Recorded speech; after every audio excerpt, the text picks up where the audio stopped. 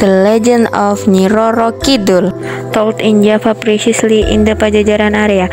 There's an ancient kingdom led by a king whose name was Undinwangi, who is often known as the sixth Prabu Siliwangi. Prabu Siliwangi liked to hunt animals in the forest. One day, Prabu Siliwangi got lost while hunting and he was confused about finding a way out of the forest. The light came to him. The king approached the person. He was surprised that the figure he saw turned out to be a beautiful woman. Prabu Siliwangi greeted the woman. After talking a lot, the woman will show you the way out of the forest with the condition that the king had to stay a few days at the beautiful woman's house, and Prabu agreed to this condition. Prabu Siliwangi lived in the forest longer than planned, heavily in love with the mysterious woman until finally they got married. One day the king asked permission to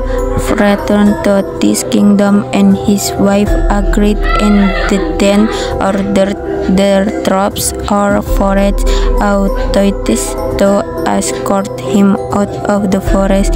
When they arrived at the kingdom, all the people were surprised because their king had returned. All this time they thought that Prabu Undinwangi had died.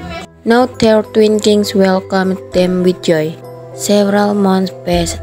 Prabu, busy with the work that had accumulated while he was away, until he forgot his wife who lived in the forest. One night, when the king was asleep, he woke up because he heard the sound of baby crying. He rushed out of the place to look for the sound. When the king opened the door to the room, he was surprised by the presence of the tiny baby who was crying. Proudly, Prabu held the baby and intended to give it to the priest ladies. Suddenly, a blinding glare appeared out of nowhere behind the light. A woman appeared. This woman was his wife. The wife came to the king, pleased to tell him that the baby she was crying was their daughter. The Prabu's wife entrusted the baby to the Prabu before the king had the time to answer his wife's request. White smoke enveloped the queen and dispersed from before the king. Prabu took his daughter into the room and promised to look after her well, and the king gave his daughter the name Putri Kadita. Several years passed. Kadita daughter grew into a beautiful and kind-hearted girl.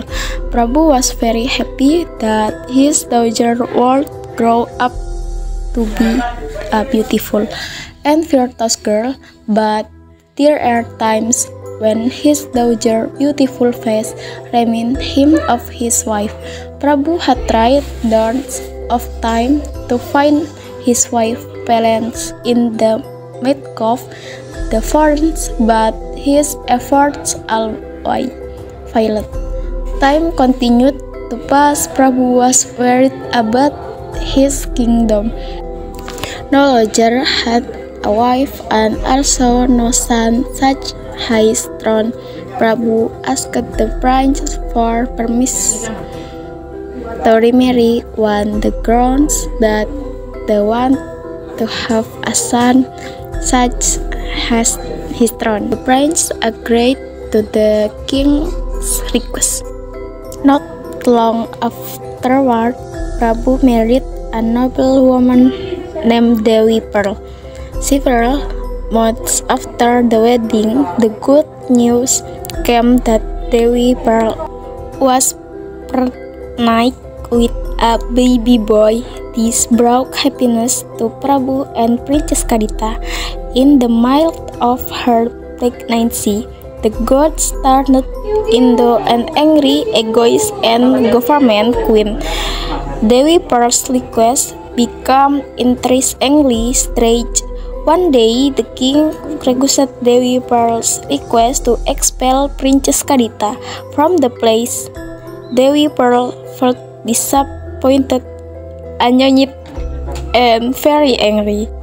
Dewi Pearl was secretly looking for a way to get rid of Kadita's daughter, the me, a powerful shaman. One night, when Princess Kadita was fast asleep, the foul-smelling smoke enveloped her body startlingly, and Princess Kadita died. Fell. In the morning, Kadita's entire body was covered in bursting spots. Prabu immediately ordered his loyal servants to call the great healer. All the healers from all over the country had been brought, but no one could cure his daughter. At that time, the good Pearl conveyed an evil whisper with a heavy heart. The king led his daughter out of the place. And finally, Princess Kadita left the royal palace. She continued walking away from the palace without realizing she arrived at Mount Kombang. On that mountain, the meditated after months of his prayers being answered by someone. Go to the south coast, the mother.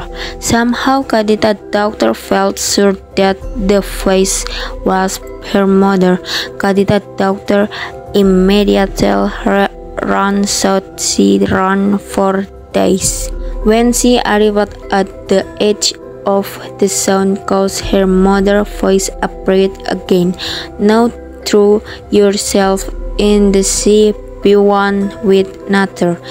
The Kadita daughter immediately threw herself into the sea, and early a miracle happened. All the spots on her body slowly disappeared.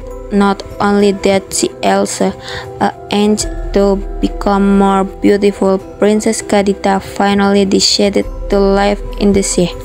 She also bought a plane and get her built a palace and get her thousands of troops. Since then, Princess Kadita has been known as Nyi Roro Kidul of the Queen of the South Coast of Java Island.